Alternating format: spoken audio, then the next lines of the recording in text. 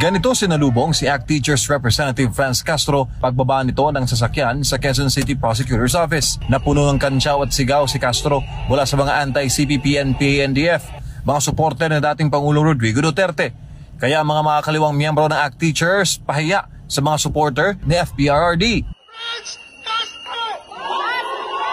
Maaga ang mga supporter sa Quezon City bilang suporta sa paghahain ng counter-affidavit ng kampo ng dating presidente. Sagot ito sa reklamong isinampa ng mga kaliwang si Castro laban sa dating Pangulo. Kaya umaga pa lang, hataw na sa mini rally ang die-hard Duterte supporters.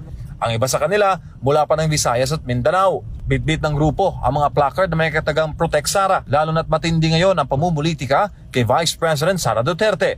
Nandito lang kami para magbigay ng suporta sa ating dating Pangulong Rodrigo Roa Duterte doon sa hinain na kaso laban sa kanya. Hinahangaan ko siya noon pa, kinampanya ko siya. Ngayon lang ulit nagkaroon ng paggalaw ang Duterte supporters. Sa adang grupo, milyon-milyon sila sa buong Pilipinas na nagmamasid sa performance sa kasalukuyang pamahalaan. At ngayon may pitik ang dating Pangulo sa paggasta ng pera sa Kamara ay open the books ang hamon nila sa mga kongresista.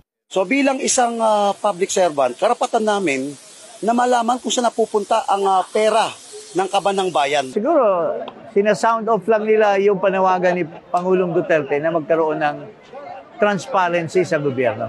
Umaasa ang supporters na hindi patitinag ang dating Pangulo sa pambibira ng mga makakaliwa. Buo rin daw ang suporta nila kay VP Sara ano man ang mangyari.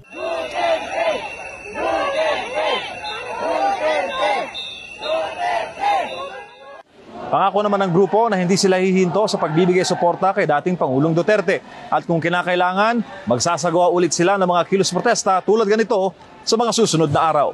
Para sa Diyos at sa Pilipinas kong mahal, MJ Mondihar, SMNI News.